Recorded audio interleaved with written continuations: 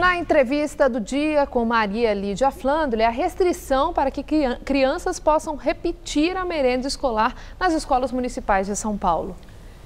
Entrevista o vereador do PPS, Cláudio Fonseca, presidente da Comissão de Educação da Câmara Municipal de São Paulo.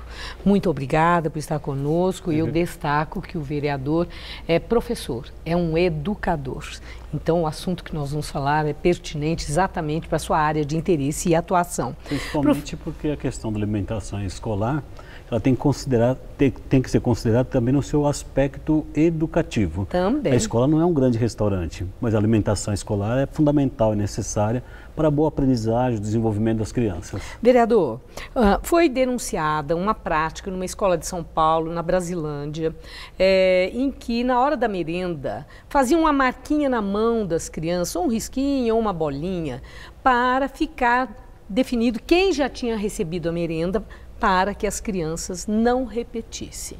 Aí pais perceberam aquele sinalzinho na mão das crianças, etc e tal, e houve uma reação. O que é isso? Estão marcando aí o meu filho, e as crianças explicaram por que era. E houve uma justificativa por parte da escola, diante de protesto de pais, de que isso era para evitar que as crianças repetissem produtos industrializados, que também compõem a merenda escolar. Essa resposta é satisfatória ou é uma desculpa esfarrapada? Primeiramente, antes de fazer qualquer julgamento sobre a prática dos educadores daquela unidade escolar, nós vamos verificar de fato o que aconteceu e em que tempo também isto vem acontecendo. Não é uma prática deste momento, ela já vem há alguns anos. Anteriormente eles distribuíam... De marcar a mão das crianças? Eles distribuíam primeiramente uma senha. Tá? E a partir do ano passado, em discussão interna na escola e por várias ocorrências que é necessário, inclusive, verificar a prática, o procedimento, as consequências dessa distribuição de senha, eles passaram a marcar a mão da criança.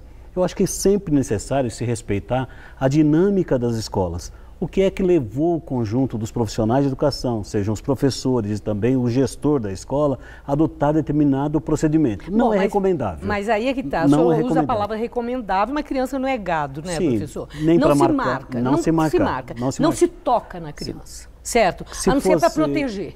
Eu acho que é importante, assim, se houvesse uma determinação oficial de governo, imediatamente condenável, e deveria ser, inclusive, a autoridade punida por essa decisão de marcar a criança. Não é uma prática pedagógica, ela pode ser entendida como uma questão discriminatória. Também. Então, nós procuramos ouvir um pouco os profissionais de educação, o próprio secretário de educação esteve na escola, nós solicitamos para pessoas também irem lá.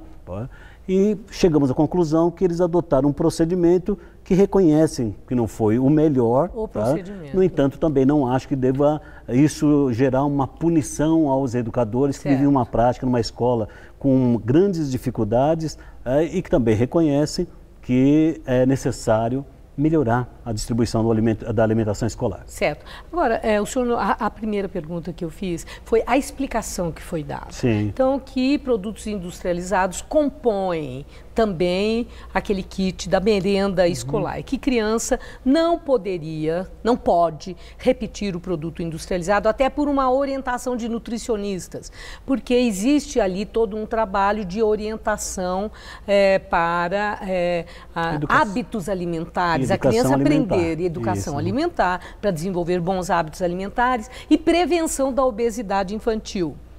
Toda essa explicação parece muito plausível. Isso foi conversado com os pais? A escola pública faz reunião com os pais para explicar os seus métodos e critérios? Bom, primeiro é necessário reconhecer que na cidade de São Paulo você tem um programa de alimentação escolar que eu já não reputo mais como um programa alimentar escolar de governo, mas sim de Estado. Ele foi se consolidando ao longo do tempo. A cidade de São Paulo fornece quase 2 milhões de refeições diariamente.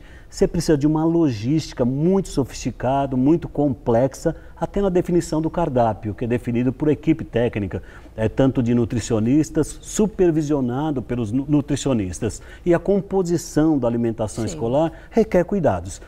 Já nos governos anteriores, houve recomendação, inclusive das nutricionistas, para que você não fornecesse alimentos industrializados. Por exemplo, salsicha. Criança adora salsicha e batata frita. Tá? No entanto, não é recomendável. As escolas suprimiram isso, no geral, né? No geral, diminuiu a quantidade de sódio em alimentos que têm forte teor de sódio e também a questão do açúcar. O que a Secretaria de Educação diz em relação à repetição? As crianças têm, por exemplo, o café de jejum, depois a mamadeira, depois tem o almoço, e o que eles recomendam não repetir? Não repetir, por exemplo, o achocolatado. Não é que não tem, mas reduz a quantidade de achocolatado. Mas a pergunta, explicaram isso para os pais? Teve explicação? Tem uma portaria que disciplina essa questão da alimentação escolar. As equipes das escolas, elas de fato conversam com a comunidade escolar, E tinha até um programa na época do Haddad como prefeito da cidade de São Paulo, que criou um programa na mesma mesa. Muitas vezes o professor, inclusive, acompanha as crianças na sua alimentação, que é uma prática, na verdade, para que eles possam adquirir novos hábitos alimentares. Perfeito não é. É necessário ter perfeição e é condenável se houver qualquer situação em que a criança passa fome. Não pode passar. Bom, a última questão, só para, inclusive, divulgar, vai haver audiência pública promovida aí pela Câmara Municipal, a Comissão da Educação da Câmara à frente dessa audiência pública para tratar dessa questão. Quem quiser pode ir, pais, professores, educadores, alunos? É um convite nosso, da Comissão de Educação da Câmara Municipal. No dia 30, no dia 30 participará, inclusive, o secretário municipal de Educação. É uma boa oportunidade para o poder público justificar, explicar qual é o programa de alimentação escolar, e nós convidamos toda a população de São Paulo para participar do 8º andar da Câmara Municipal, audiência pública sobre alimentação escolar. Muito obrigada por seus esclarecimentos. Uma boa noite. Obrigado.